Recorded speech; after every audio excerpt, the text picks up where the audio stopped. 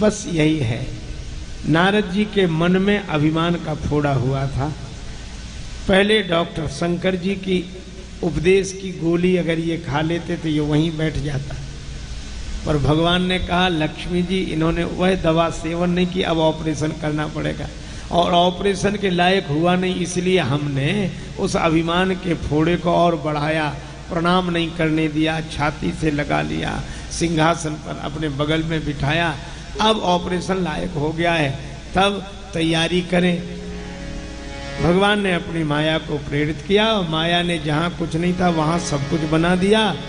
बिरचे मगमह नगर ते सतयोजन विस्तार, और वहाँ सुंदर नगर में तरह तरह की तैयारियां देखकर नारद जी विस्मित हुए, पहुँच गए। वहाँ का राजा शीलनिधि अपनी बेटी विश्वमोहिनी का स्वयंवर रचा रहा था। नारद जी ने राजमहल में प्रवेश किया। शीलनिधि राजा नारद जी का बड़ा स्वागत सत्कार करता है, अपनी बेटी को बुलाकर हस्तरेखा दिखवाता है। अब नारद जी ने जो हस्तरेखा देखी और विश्वमोहिनी को देखा तो देखते ही रह गए। अब यह कथा संदेश क्या देती है? आपके मन पर वैसा ही प्रभाव पड़ेगा जिस वातावरण में आप रह रहे हैं। जैसे पुराने समय में लोग रेडियो सुनते थे, तो रेडियो को जिस स्टेशन की रेंज में ले जाओ उसी का प्रोग्राम उस पर आने लगता था। इसी तरह आपका मन अच्छा बुरा नहीं है, न ये मन अच्छा है न बुरा है। इसको, ये तो रेडियो है, जिस स्टेशन की रेंज में ले जाओगे वहीं का प्रोग्राम इसमें बजने लगेगा। कुसंग में के स्टेशन के नजदीक जाएंगे तो इसमें वासना का कार्यक्रम आने लगेगा, और सत्संग की रेंज में जाएंगे तो इसमें भक्ति भावना का कार्यक्रम आने लगेगा। मन इन्हीं नारद जी ने जब गंगा जी को देखा तो जिन चरणन ते निकसी सुरसरी, भगवान के चरणों की याद आ गई। और इन्हीं नारद जी ने जब विश्वमोहिनी को देखा तो विवाह की इच्छा हो गई। इस तरह मन पर वातावरण का, परिस्थिति का प्रभाव पड़ता है। कमी है तो भगवान तो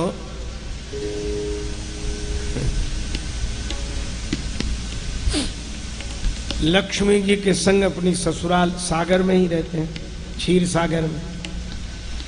तो मैं भी इस राजा की कोई बेटी तो है नहीं, बेटा तो है नहीं, बेटी है और विश्वमोहिनी है, उससे मेरा विवाह हो जाएगा तो मैं भी यहीं रहूंगा। बस भगवान बनने में जो कसर थी वो इसके बाद पूरी हो जाएगी।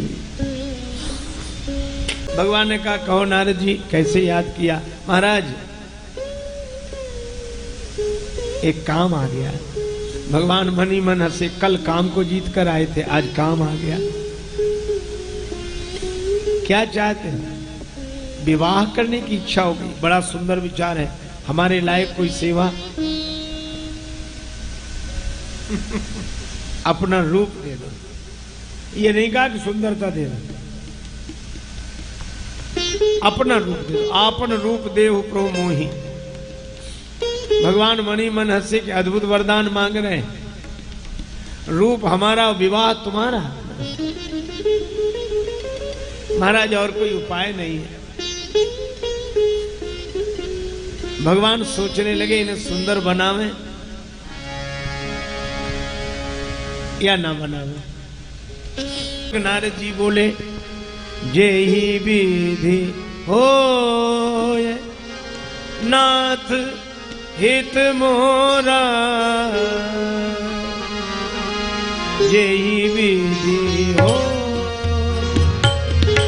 नाथ हित मोरा। प्रभु कार्य शीघ्र करें। भगवान ने कहा हित ही नहीं, जय विधि हो ये परम हित। कुपथ मांग रुज व्याकुल रोगी, वैद न देय सुनहु मुनि जोगी। यही विधि हित तुम्हार में ठयऊं, कहे ऐसा अंतर हित प्रभु भयऊं। भगवान ने नारद जी को बंदर का चेहरा दिया, पर वह किसी ने देखा नहीं। नारद जान सबई सिरुनावा, सबको नारद जी ही दिख रहे थे, क्योंकि भगवान नारद जी का उपहास नहीं कराना चाहते। मुझे लगता है कि नारद जी का चेहरा या तो भगवान ने देखा होगा, वो बंदर वाला, या नारद जी ने स्वयं देखा, या विश्वमोहिनी ने, लेकिन दो ने और देखा, शंकर जी के गण। भगवान शंकर ने अपने दूत पीछे लगा रखे थे कि ये कहेंगे जरूर इन्हें मना किया है, तो आंखों देखा हाल बताओ।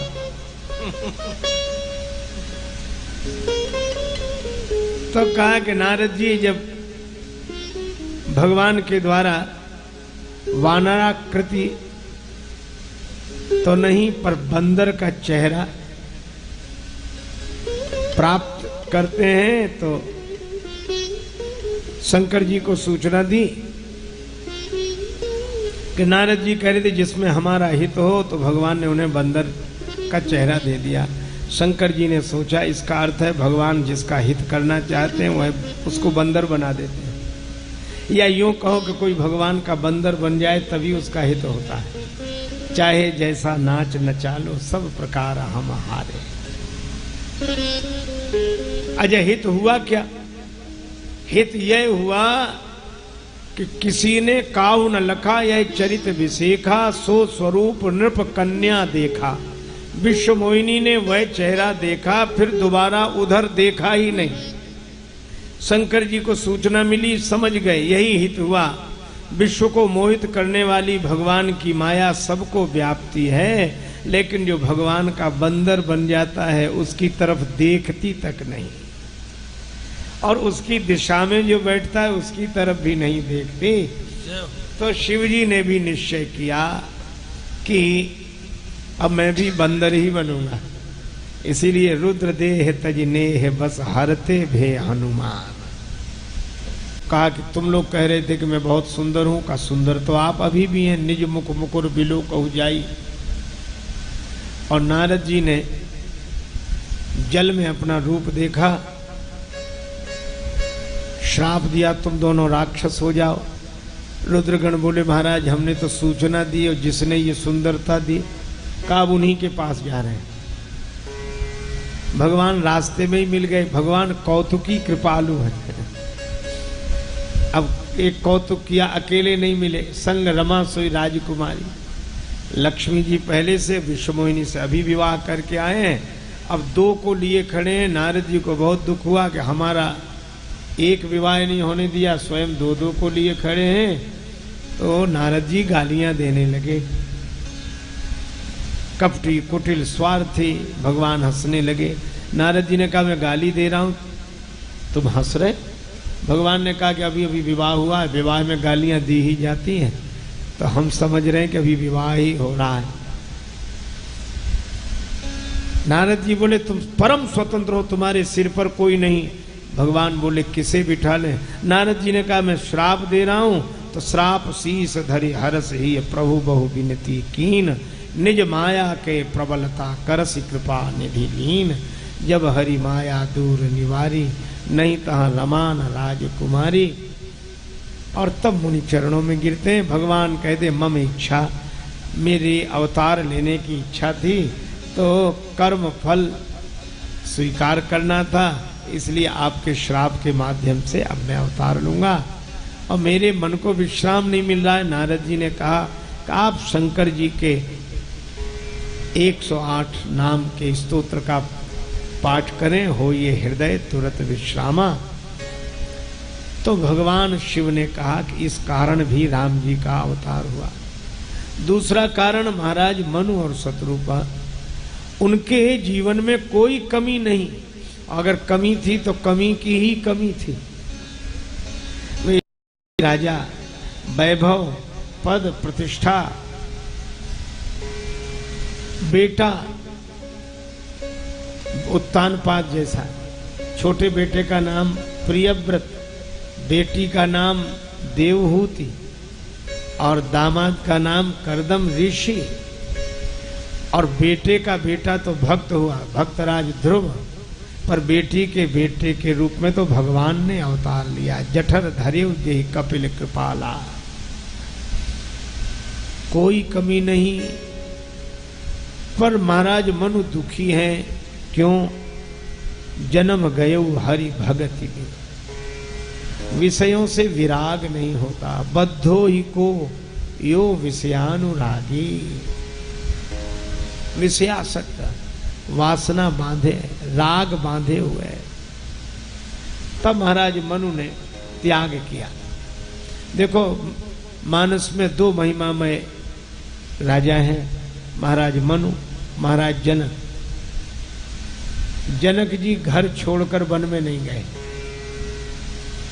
जनक जी घर छोड़कर वन में नहीं गए और महाराज मनु घर छोड़कर वन में गए। तो कौन बड़ा कौन छोटा? अरे बड़े छोटे की बात नहीं है भाई, बात इतनी सी है कि महाराज मनु को घर छोड़कर वन में जाना पड़ा क्योंकि हो ये न विषय विराग।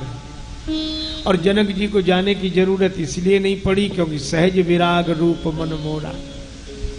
अगर भगवान शंकर जी वरदान देने के लिए कई बार आए पर परम धीर नहीं चलाए। एक क्षण ऐसा आया कि जब अनन्यता का भाव आ गया तो वाणी सुनाई पड़ी भगवान की। वरदान मांगो, आकाशवाणी हुई, प्रभु आपका दर्शन चाहता हूं, यही अभिलाषा है। भगवान ने कहा मैं दर्शन देने में विवश हूं। आपको किसने विवश किया?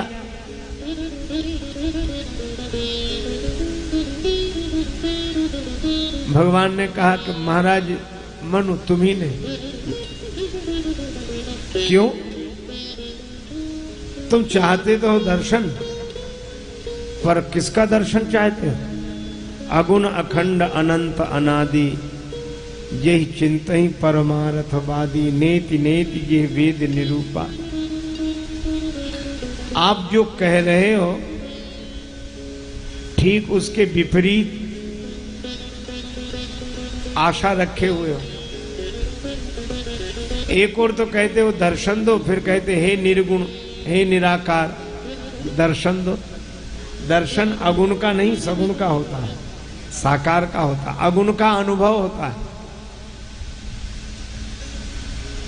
तो अगुण अखंड अनंत अनादि का दर्शन